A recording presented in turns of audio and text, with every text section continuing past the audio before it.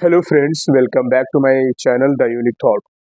जैसा कि सभी को पता है कि हमारे चैनल द यूनिक थॉट पे करियर से रिलेटेड, इंटरव्यू से रिलेटेड और टीचर्स के पॉडकास्ट से रिलेटेड हम लोग वीडियो बनाते हैं। और मतलब कि ये आगे चलकर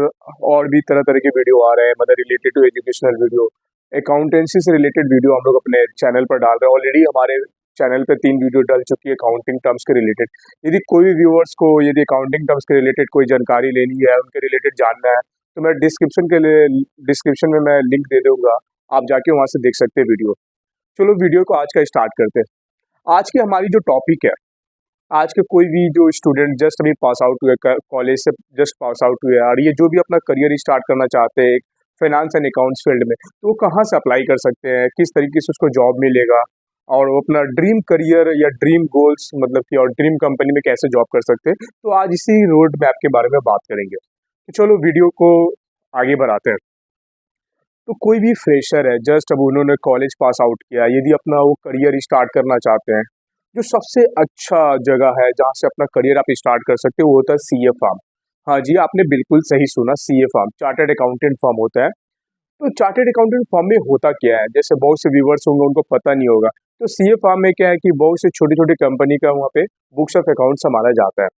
जी, आपने बिल्कुल सही सुना, बहुत से छोटे-छोटे फर्म का बुक्स ऑफ अकाउंट सँभाला जाता है। आप कह सकते हो इन अदर वर्ड कि एक हब है या एक इंस्टीट्यूशंस है जहाँ पे मतलब डिफरेंट टाइप्स ऑफ कंपनीज़ की आप बुक्स ऑफ अकाउंट सँभालते हो, जहाँ पर आपको डिफरेंट टाइप्स ऑफ नॉलेजेस मिलते हैं एक ही छत के नीचे। जिससे क्या होता है कि आपका स्किल्स भी बढ़ता है, आपका नॉलेज भी बढ़ता है और आगे जाकर आपको कंपनी में, इंडियन कंपनी में, मल्टीनेशनल कंपनी में हेल्प करेंगी आपको जॉब दिलवाने में।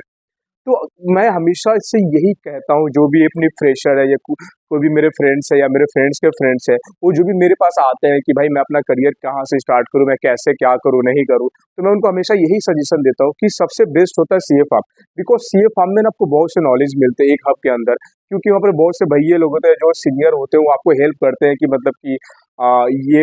अपना अकाउंट्स कैसे इंप्रूव कर सकते हो, अपना टैक्सेशन फील्ड में कैसे इंप्रूव कर सकते हो, यदि आरओसी करना है तो आरओसी में कैसे इंप्रूव कर सकते हो। तो मतलब कि lot of work under one roof. तो ये चीज़ है जिससे आपको मतलब कि आपके करियर में ग्रो करने में बहुत हेल्प करेंगे।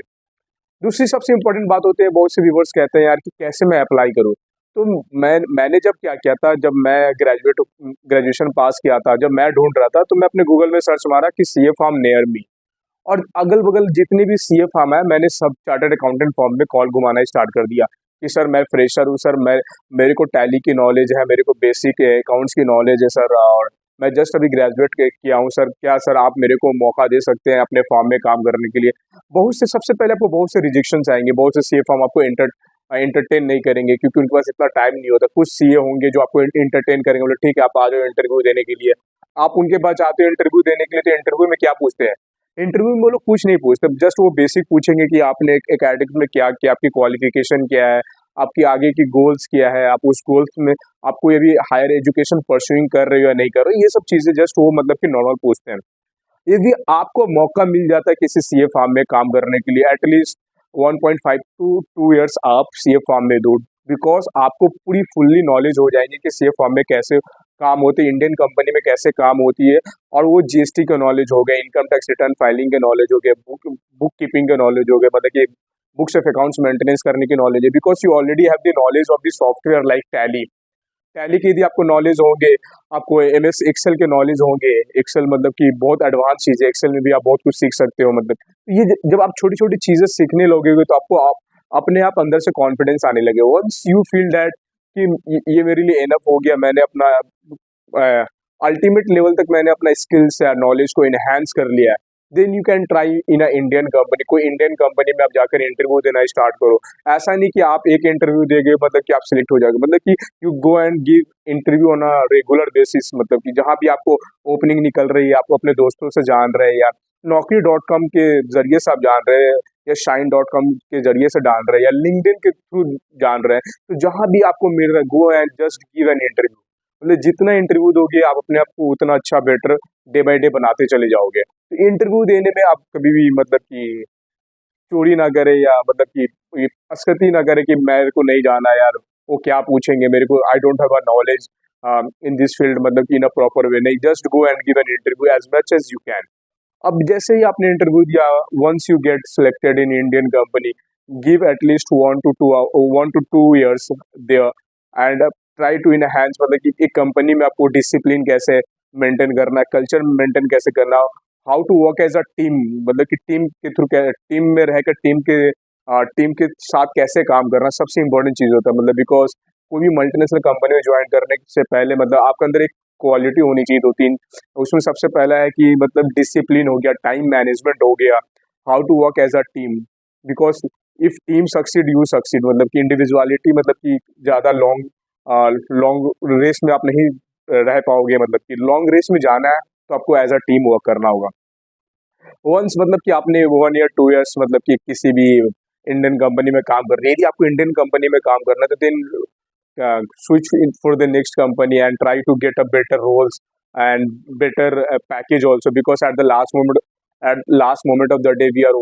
are all working for the salary, मतलब कि to be honest I'm telling, मतलब कि कोई भी ऐसा कहता नहीं मैं सैलरी के लिए वर्क नहीं कर रहा हूँ, वो झूठ बोल रहा है। मैं तो स्ट्रेट कहता हूँ मैं सैलरी के लिए वर्क कर रहा हूँ,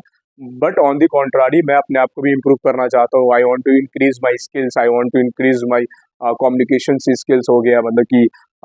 मैं जो अभी जिस फिनांस फील्ड में उसमें क्या बेटर कर सकता हूँ, मतलब कि अपने आप को एआई के थ्रू एआई से कैसे रूबरू कराऊँ, उनमें ज़्यादा से ज़्यादा जानूँ, बिकॉज कंपनी ऑल्सो